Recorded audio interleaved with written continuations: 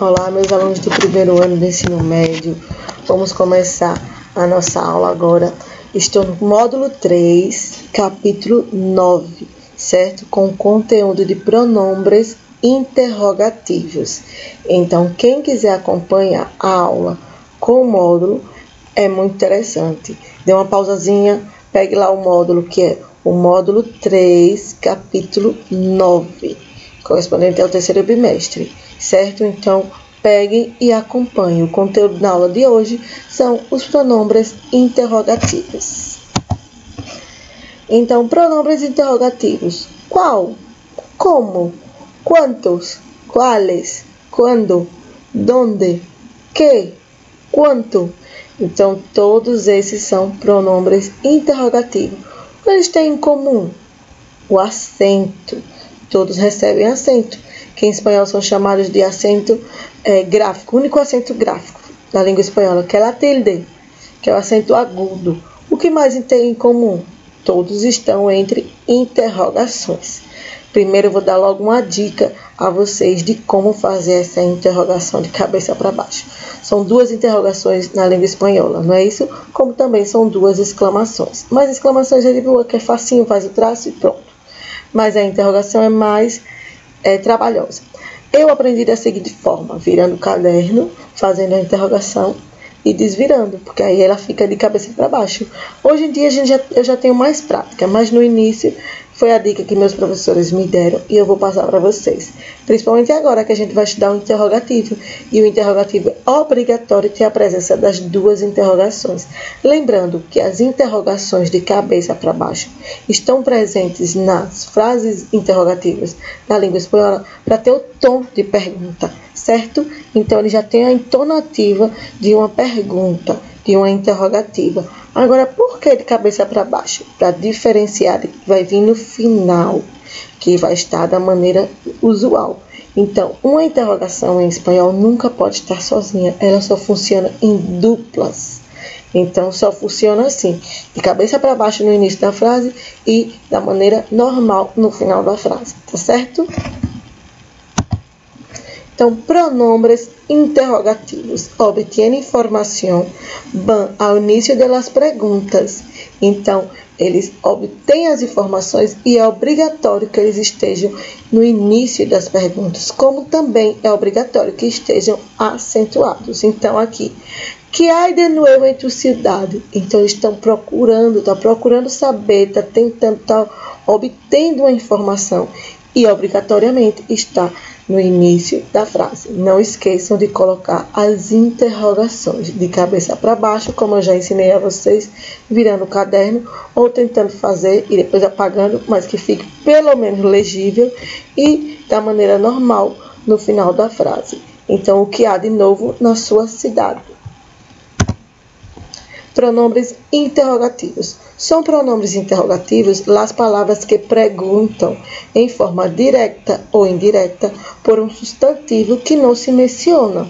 Sempre se acentuam ortograficamente, como eu já disse, sempre. Obrigatoriamente vão receber o único acento gráfico que existe na língua espanhola, porque não existe nenhum outro acento na língua espanhola a não ser o acento agudo, que é chamado de tilde, la tilde, que é o acento agudo. Certo?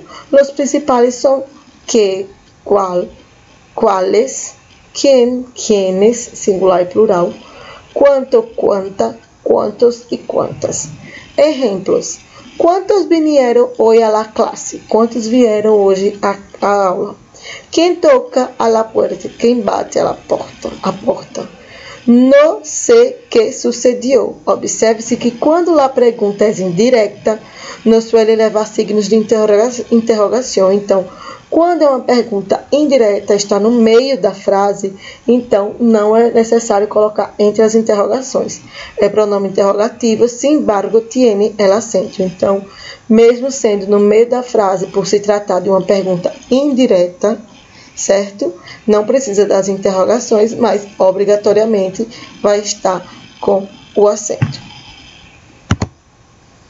Então, quais são as formas? Do singular no masculino, com a função substantiva, temos quien, aí aqui tem exclamativos também, com função determinante que, e com função substantiva ou substantiva, quanto e qual. No singular, no feminino, a gente tem quien, com função substantiva, com função determinante que, e com função substantiva ou substantiva, quanta e qual. Agora, do plural, primeiro a gente tem os neutros, com função substantiva que e quanto. E no plural, no masculino, com função substantiva quienes, com função determinante que, e com função substantiva ou substantiva quantos e quais. E no feminino, que não varia, nesse caso, com função substantiva quienes, que serve para ambos os gêneros, com função determinante também serve para ambos os gêneros, que, porém, com função substantiva, ele sofre variação. Quantas, que aqui era quantos, aqui não sofre mais. Quais? Quando são usados? Para pessoas, a gente usa quien, singular, e quienes, no plural. Para coisas ou pessoas, que. Coisas ou pessoas, qual, singular, e quales, no plural.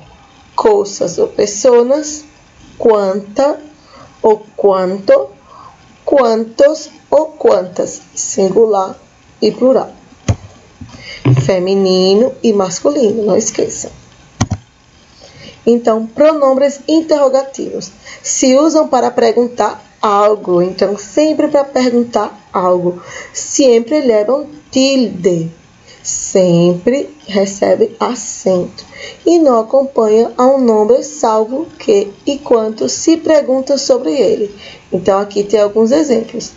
Que, qual ou quales, quem ou quienes, singular e plural, donde, quando, como, com quem, com que, quanto, quanta, quantos ou quantas, por quê, para quê. Exemplos. ¿Qué has comprado? ¿Cuál de los dos es tu coche? ¿Cuál de los dos es tu coche? ¿Quién es ese hombre? ¿Dónde está mi bolso? ¿Cuándo empieza el verano? ¿Cuándo se hace la tortilla? ¿Con quién se casó Luis? ¿Con qué se corta el hierro? ¿Cuánto dinero tienes? ¿Por qué no funciona el coche? ¿Para qué has venido? ¿Qué día vendrás? ¿Quantos livros has comprado?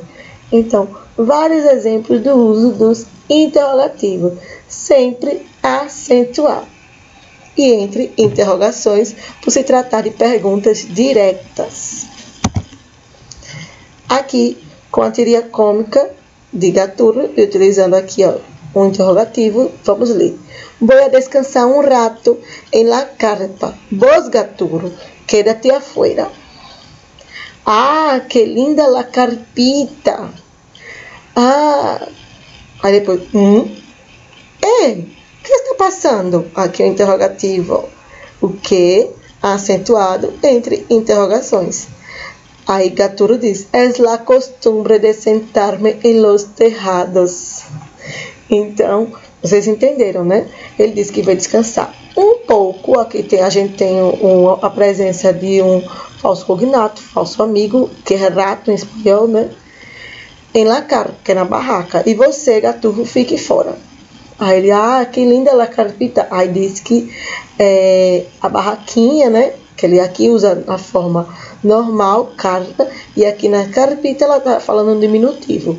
Então ele disse que é ótima, né? A barraca. Aí, agradece. Aí acha estranho. Interrogação, né?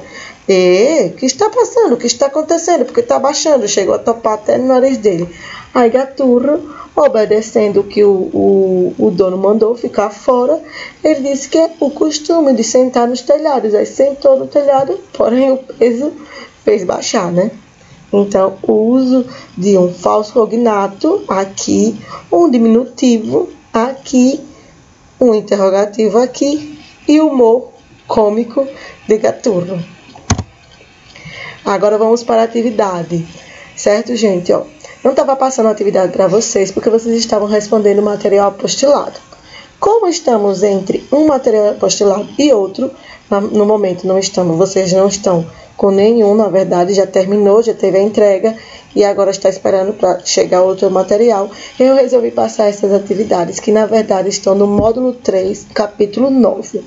É para concluirmos. Essa atividade não é necessário levar para a escola, certo? É uma atividade de fixação. Vocês vão fazer somente para fixar o conteúdo. E qualquer dúvida pode perguntar durante a nossa aula ao vivo, tá certo? Então, façam, tentem fazer. Se não conseguir fazer algumas questões, vocês me perguntem e a gente tira as dúvidas durante a nossa aula ao vivo. As dúvidas só vão aparecer se vocês tentarem.